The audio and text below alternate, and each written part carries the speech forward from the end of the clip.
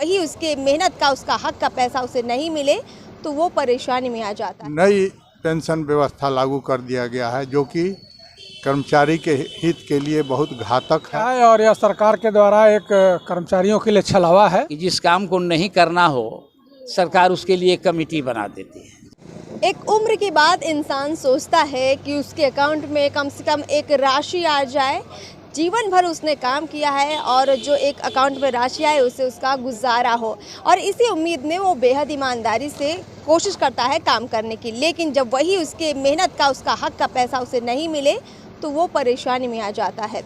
नमस्कार, मैं अर्पिता और आप देख रहे हैं मोबी ट्वीट। पटना के गर्दनी बाग में ऑल इंडिया पेंशनर्स एसोसिएशन की तरफ से बहुत बड़ा प्रदर्शन हो रहा है। इनकी मांगे क्या कुछ है, देखिए इनके अध्यक्ष है धनंजय जी, उनसे बातचीत करते हैं।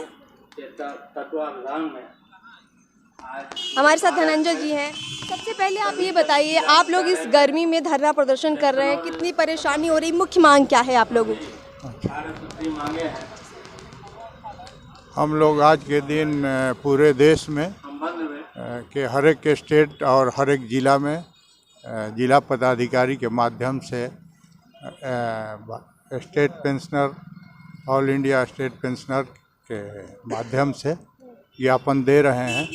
कर्मचारी बंधु हैं, अभियंता बंधु हैं, डॉक्टर लोग हैं, सबको जो है नई पेंशन व्यवस्था लागू कर दिया गया है जो कि कर्मचारी के हित के लिए बहुत घातक है। पुरानी पेंशन बहाल करने की मांग कर रहे हैं। जी जी, क्योंकि सारे लोग ओल्ड पेंशन ले रहे हैं, सारे मंत्री ले रहे हैं, एमपी ले रहे हैं, लेकिन कर्मचारी के साथ क्यों जो है ऐसी विडम्बना हो रही है। आपने बहुत ही सटीक बात कही कि मंत्री विधायक को जो पेंशन मिलती है पुरानी व्यवस्था पर मिलती है, लेकिन इन कर्मचारियों की जो पेंशन है वो नई कर दी गई और उससे काफ़ी लोगों को परेशानी हो रही है।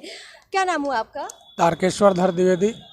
आप लोगों को क्या समस्या है सर, जो पेंशन नई स्कीम के तहत जो आप लोग को दी जा रही, क्या उसमें दिक्कतें आ रही हैं? बहुत बड़ी समस्या है और यह सरकार के द्वारा एक कर्मचारियों के लिए छलावा है।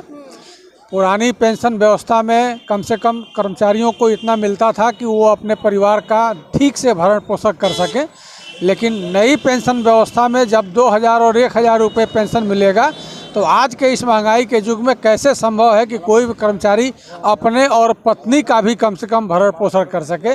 इसलिए हमारी मांग है कि सरकार पुरानी पेंशन योजना को पुनः बहाल करे और नई पेंशन योजना को समाप्त करे। यहाँ पर काफ़ी बुजुर्ग लोग भी हैं जिन्होंने आजीवन काम किया है। क्या नाम है सर आपका? TN तिवारी।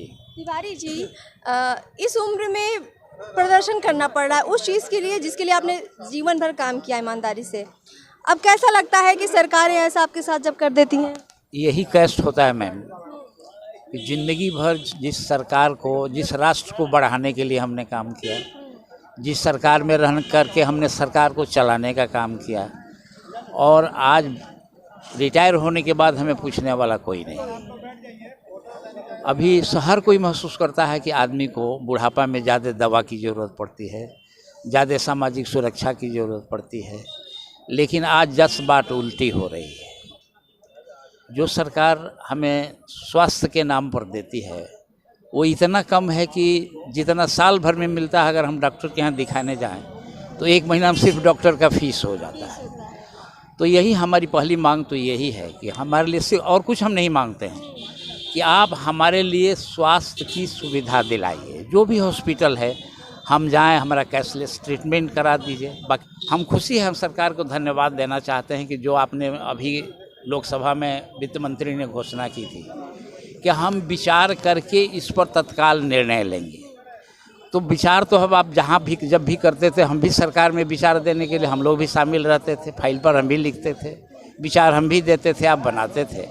आप कभी भी हमारे नेतृत्व से बात करके उस पर आप निर्णय ले सकते हैं। वैसे एक बात है, अब 70 साल 80 साल की उम्र बिताने के बाद हम लोगों को यही लगता है, हम लोगों ने अपनी ज़िंदगी में देखा है कि जिस काम को नहीं करना हो सरकार उसके लिए एक कमेटी बना देती है। जिसको विचार करते रहिए आप, विचार करते रहे, समय बीतता जाएगा। समय बीतता जाएगा और उस पर होगा नहीं। तो आपने देखा कि यहाँ पर तमाम बुजुर्ग लोग हैं जो प्रदर्शन कर रहे हैं। अब सबसे बड़ा सवाल ये है कि इस गर्मी में ये लोग कितनी परेशानी में ये प्रदर्शन कर रहे हैं, क्या सरकारें वाकई में इन पर गौर करेंगी? क्योंकि जो पेंशन की मांग है वो आज की नहीं है, बल्कि लंबे वक्त से ये लोग कर रहे हैं और अभी तक कुछ खास हुआ नहीं है, सिर्फ एक आश्वासन ज़रूर इनको मिल चुका है। देखते हैं आगे सरकार क्या कुछ करती है। फिलहाल इस खबर में इतना ही। चैनल को सब्सक्राइब कर लें। नमस्कार।